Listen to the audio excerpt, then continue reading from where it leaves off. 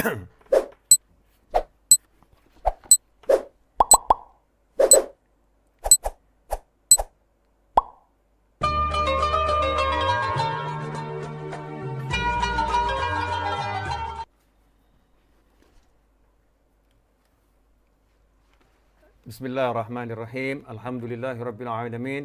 Allahumma shalli wa sallim ala sayyidina Muhammadin miftahi babi rahmatillah adada ma fi ilmillah salatan wa salaman daimaini bidawami mulkillah wa ala alihi wa sahbihi. Assalamualaikum warahmatullahi wabarakatuh. Alhamdulillah kita berada di malam 11 Ramadan. Awalur rahmah telah kita lewati, awalnya rahmat.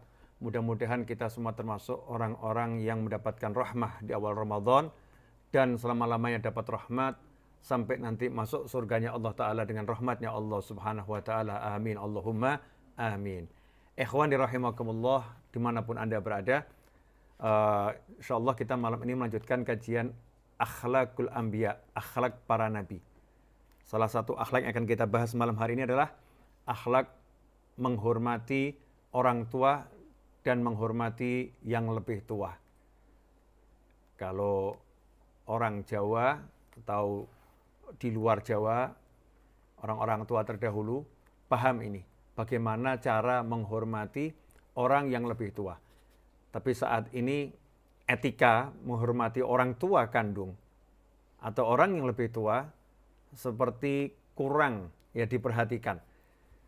Dalam soft sholat, ya, dalam duduk-duduk di majelis, ketika di tempat-tempat pertemuan, kurang diperhatikan orang yang lebih tua. Ya, kurang diperhatikan orang yang lebih tua. Padahal Islam mengajarkan agar orang yang lebih tua mendapatkan tempat yang terdepan. Ya, mendapatkan tempat yang terdepan. Allah Ta'ala memberikan contoh di dalam surat Yusuf, di mana Nabi Yusuf alaihissalam di surat Yusuf ayat 100 seperti yang sudah kita bahas pada pertemuan sebelumnya, dikatakan di situ warrafa abawaihi 'alal arsy wa kharru lahu sujada. Nabi Yusuf alaihissalam meletakkan kedua orang tuanya, mendudukkan kedua orang tuanya di atas singgasana. Bukan sekedar di kursi, tapi di atas singgasana, di tempat duduk yang termulia.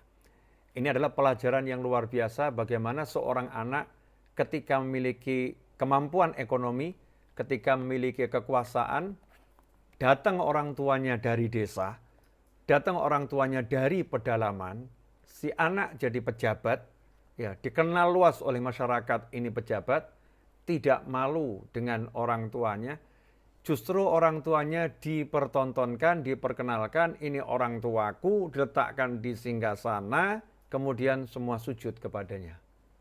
Nah, kadang-kadang ketika seseorang itu punya jabatan, punya kemampuan ekonomi, lupa sama orang tuanya. Kadang malu menyebut orang tuanya, naudzubillah min dzalik. Kadang malu bersanding dengan orang tuanya. Terkadang pasangan hidup ya menjadi ujian yang luar biasa. Malu ya punya orang tua karena takut ditolak oleh calon. Ya, takut nanti jabatannya turun. Na'udzubillah min dzalik. Ikhwani rahimakumullah. Kita ini adalah dari orang tua kita. Jadi kalau sampai kita ini tidak menghargai orang tua kita, ayah kita, ibu kita, kakek, nenek kita, maka Allah Ta'ala tidak akan pernah menghargai kita. Sehebat apapun ibadah kita, seluar biasa apapun ya pendekatan diri kita kepada Allah Subhanahu wa Ta'ala, kita tidak akan dihargai oleh Allah Subhanahu wa Ta'ala kalau kita tidak menghargai orang tua kita. Makanya Nabi Muhammad SAW ya di dalam beberapa hadis selain ayat Al-Quran merintahkan untuk bekti sama orang tua, Rasulullah SAW sangat menekankan masalah birrul walidain. Seorang sahabat yang masih muda datang untuk berangkat berjihad. Saat itu lagi ada wajib militer, ya ada wamil wajib militer, membutuhkan tenaga sebagai pasukan, maka sahabat pun mendaftarkan diri menjadi pasukan, ya menjadi pasukan, menjadi tentara, jadi prajurit. Datang seorang anak muda menghadap pada Nabi Muhammad SAW. Maka Rasul pertama kali yang ditanyakan pada anak muda, karena dilihat anak ini masih di bawah umur dalam tanda kutip, Rasulullah SAW bertanya, kamu tadi mau berangkat, sudah minta izin kepada orang tuamu atau belum, dan bagaimana jawaban orang tuamu?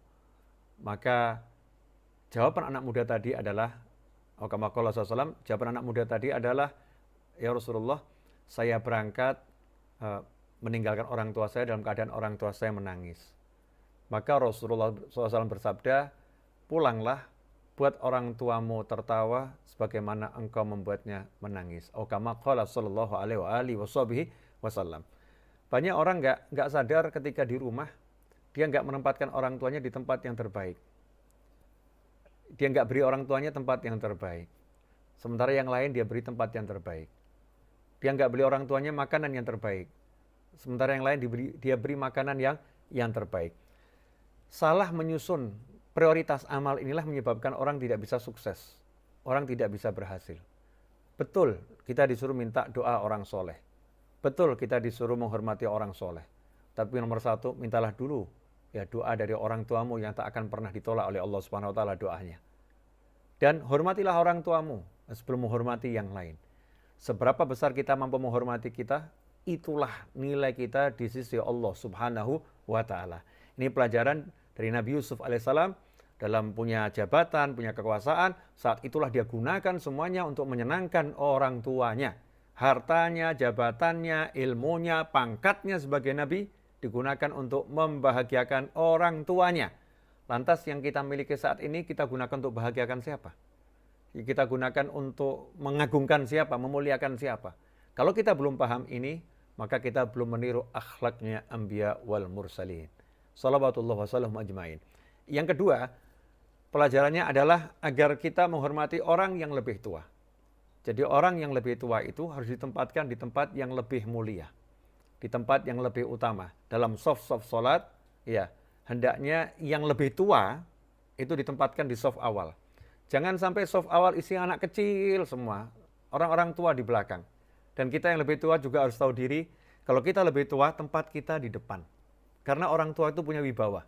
Kalau satu majelis yang di depan anak-anak kecil semua, orang tua di belakang, wibawa majelis itu akan hilang. Wibawa majelis itu akan hilang karena menyalahi sunnah Nabi Muhammad Sallallahu Alaihi Wasallam. Dahulu, sahabat-sahabat Badar adalah sahabat-sahabat yang secara keilmuan ya teratas, secara ketakwaan teratas, dan secara usia sahabat yang ikut perang Badar itu memang orang-orang yang usianya lebih tua. Selalu di majelis sahabat-sahabat Badar ini mendapatkan tempat di depan. Di sholat mendapatkan soft di awal. Dan ini tampak dalam Sahih Bukhari, kita melihat ketika Sayyidina Umar bin Khattab radhiyallahu anhu membawa Sayyidina Abdullah bin Abbas radhiyallahu ta'ala anhuma, sepupu Nabi Muhammad SAW yang masih remaja. Dibawa oleh Sayyidina Umar bin Khattab radhiyallahu anhu masuk duduk bersama sahabat Badar, orang-orang tua, ya bersama sahabat Badar, para ulama. Saat itulah sahabat Badar pun menegur Sayyidina Umar bin Khattab radhiyallahu anhu. Wahai Umar, setiap kita ini punya anak, masing-masing kita punya anak, tapi tidak ada anak kita ajak duduk sama orang-orang tua ini, sama tokoh-tokoh ini. Tidak ada yang kita ajak.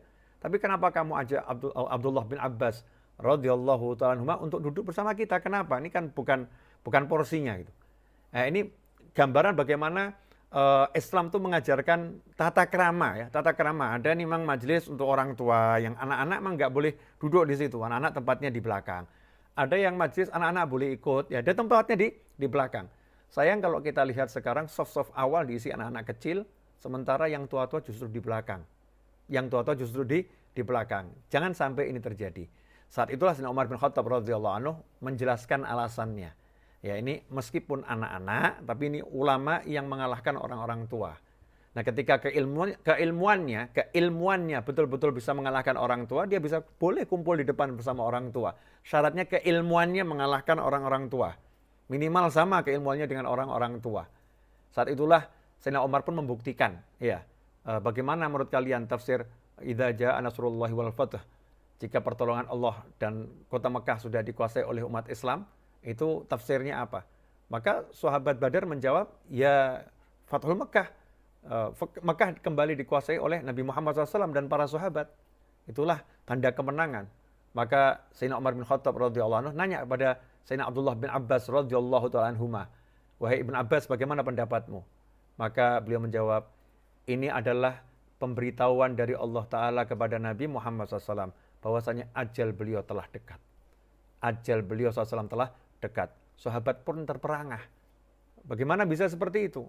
Maka dijawab oleh Sayyidina Abdullah bin Abbas radhiyallahu ta'ala anhuma, ya, karena telah datang pertolongan Allah, Mekah sudah dikuasai, berarti tugas Nabi Muhammad SAW telah selesai, maka beliau SAW harus kembali kepada penciptanya, harus kembali kepada Allah Subhanahu wa Ta'ala. Ikhwani rahimakumullah. Dan ini pun Rasulullah SAW mencontohkan bagaimana menghormati orang yang lebih tua. Suatu ketika, saya akan bacakan di sini, Sayyidina Abu Bakar As-Siddiq radhiyallahu anhu. Sayyidina Abu Bakar As-Siddiq radhiyallahu anhu datang bersama ayah beliau. Ya, datang bersama ayah beliau yang saat itu belum memeluk Islam. Ayahnya belum memeluk Islam. Datang bersama Sayyidina Abu Bakar As-Siddiq radhiyallahu anhu menghadap Nabi Muhammad sallallahu alaihi wasallam. Wa dakhala al-masjid. Ya, ini ketika Rasulullah SAW masuk Mekah. Wa dakhala al-masjid. Ata Abu Bakrin bi abihi yakuduhu. Sayyidina Abu Bakar As-Siddiq radhiyallahu anhu datang menghadap Nabi Muhammad SAW membawa ayahnya, ya, dengan dipegang, digandeng ayahnya dengan penuh cinta, dibawa menghadap Nabi Muhammad sallallahu alaihi wasallam.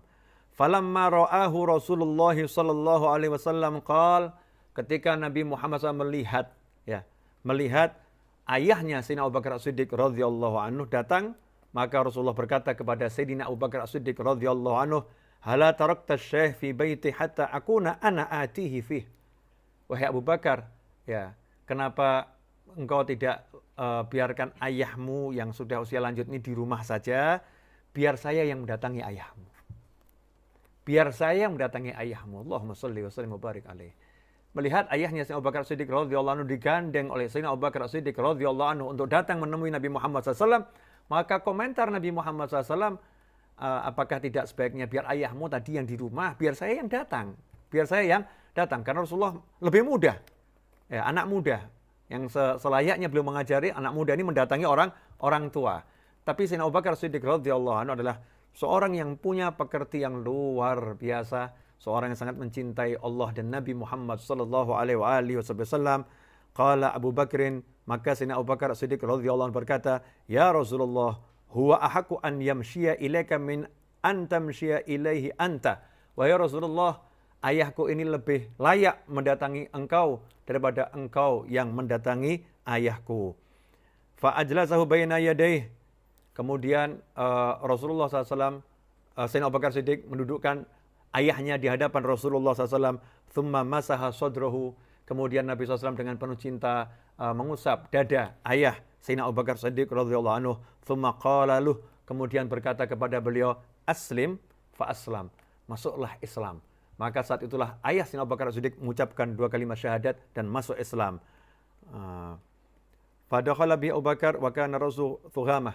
Saat itu Sayyidina Abu Bakar Siddiq membawa ayahnya dengan rambutnya yang putih melapuk, ya, putih melapuk. Maka Rasul karena cinta kepada Sayyidina Abu Bakar Siddiq radhiyallahu anhu, cinta pada ayahnya, berkata, "Ghayyiru hadza min sya'ri." Hendaknya kamu rubah, wahai Abu Bakar, rambutnya ayahmu ini disemir, ya, disemir, jangan putih melapuk, biar ganteng. Begitu Rasulullah SAW menghormati orang tua, ya, orang yang lebih tua, memuliakannya. Ikhwani rahimakumullah. Orang yang mampu menghormati orang yang lebih tua itu adalah tanda akhlaknya, tanda kemuliaan pekertinya, tanda kemuliaan dirinya, tanda kehebatan ilmunya. Semakin hebat, dia akan semakin memuliakan orang yang lebih tua. Dulu, masih semasa saya kecil, saya ingat di kampung-kampung kalau kita jalan lewat kampung, naik motor, naik sepeda, kemudian ada orang tua yang duduk di depan rumahnya, maka sebagai orang yang lebih muda, itu sampai-sampai mematikan mesin motornya, kemudian menuntunnya dan mengatakan, derek langkung, numpang lewat. Setelah melewati orang tua tersebut, naik ke motornya lagi, kemudian menghidupkan motornya, starter, dan lanjutkan. Sekarang ini anak muda lewat di lorong, di gang, ada orang tua duduk dan sebagainya. Sekedar mengucapkan penghormatan pun sudah tidak. Lupa dengan tata krama adab yang diajarkan oleh Rasulullah SAW dan diajarkan oleh orang-orang tua yang terdahulu. Ikhwani rahimakumullah. Sayyidina Ali bin Abi Thalib karramallahu wajhah, dalam sebuah riwayat dikatakan ketika beliau berangkat sholat subuh, di hadapannya ada orang tua. Di hadapannya ada orang tua. Saat itu Sayyidina Ali bin Abi Thalib karramallahu wajhah tidak berani menyalib orang tua tadi demi menghormati usianya. Jadi orang tua yang jalannya pelan-pelan. Ternyata dia adalah seorang Yahudi non-Muslim yang saat itu dikira oleh Sayyidina Ali adalah ini mungkin seorang Muslim, orang tua. Maka Sayyidina Ali pun berjalan di belakangnya, tidak berani menyalip, tidak berani mendahului. Ini akhlaknya Sayyidina Ali ya, kita susah menirunya. Tapi kita minta semoga agar kita diberi kekuatan untuk meniru akhlaknya orang-orang yang mulia. Berjalan di belakang. Ini lambat jalannya. Sehingga Sayyidina Ali bin Abi Thalib radhiyallahu anhu terlambat sholat di masjid. Rasulullah SAW sudah sholat subuh. Sudah sholat subuh, dan bahkan sudah rukuk. Tapi hari itu Nabi SAW rukuknya sangat lama. Tidak bangun-bangun dari rukuknya rakaat pertama. Sampai orang tua tadi melewati masjid. Ternyata nggak masuk ke masjid. Terus Sayyidina Ali baru tahu, oh ini ternyata non-Muslim. Berjalan terus melewati masjid. Sayyidina Ali pun masuk, radhiyallahu anhu, masuk ke dalam masjid. Dan takbir Allahu Akbar. Kemudian Allahu Akbar rukuk. Sehingga dapat satu rakaat bersama Nabi Muhammad SAW. Tidak tertinggal. Selesai salam, sahabat pun bertanya kepada Rasulullah SAW, kenapa rukuknya lama tadi? Maka dijawab, ya, malaikat Jibril alaihissalam menahan aku untuk bangun dari rukuk dan beritahukan bahwasanya Ali lagi berjalan ke masjid, beliau terlambat sholat karena menghormati orang yang lebih tua, maka Nabi SAW diperintahkan untuk menahan rukuknya karena amalan Ali bin Abi Thalib radhiyallahu anhu yang menghormati orang tua. Nabi Muhammad SAW dalam hadis yang diriwayatkan oleh Imam Tirmidzi, Rasul SAW menyatakan, ma akrama syabun syaikhan li sinnih illa qayadallahu lahu man yukrimuhu 'inda sinnih. Tidaklah seorang pemuda itu memuliakan orang yang lebih tua usianya, orang yang tua, umur 60, 70, orang tua di hadapan kita. Tidaklah seorang yang pemuda memuliakan orang yang tua karena usianya. Ya bukan karena ini orang yang punya ilmu, bukan karena orang punya jabatan, tapi karena sekedarnya orang usianya tua. Orang tua ini, sudah tua gitu. Dia muliakan orang tadi karena usianya tua, diberi tempat duduk ketika di mobil ya, atau ketika di satu majelis atau di warung dimanapun, dimuliakan, silakan duduk Pak. Ya dia muliakan orang lebih tua karena usianya, illa kecuali qayyadallah, Allah akan ya, kecuali Allah telah menetapkan seseorang yang akan memuliakan dia saat dia mencapai usia yang sama. Kecuali Allah telah menyiapkan seseorang yang akan memuliakan dia saat dia mencapai usia yang sama dengan orang tua tersebut. Para ulama mengatakan ini kabar gembira dari Nabi Muhammad SAW. Barang siapa yang suka memuliakan orang tua, maka dia akan panjang umur. Dia akan panjang umur karena Rasul bersabda, qayyadullah. Allah mempersiapkan untuknya satu orang yang memuliakan dia saat mencapai usia yang sama. Karena itu kalau kita pengen panjang umur, muliakan orang tua kita, ya, muliakan orang-orang lebih tua dari kita, maka kita akan menjadi orang yang panjang umur dan mulia. Mudah-mudahan yang sedikit dari saya ini bermanfaat dan barokah, dan kita menjadi orang-orang yang betul-betul bisa memuliakan orang-orang yang lebih tua. Dan kebetulan malam inilah malam ke-11 Ramadan, malam wafatnya Sayyidatuna Khadijah radhiyallahu anha. Mari kita berdoa kepada Allah Subhanahu wa taala, semoga berkat Sayyidah Khadijah radhiyallahu anha, Allah taala mengampuni dosa-dosa kita semua, Allah memuliakan kita dunia maupun akhirat, Allah menjauhkan kita dari segala petaka, dari segala bencana, dari segala musibah.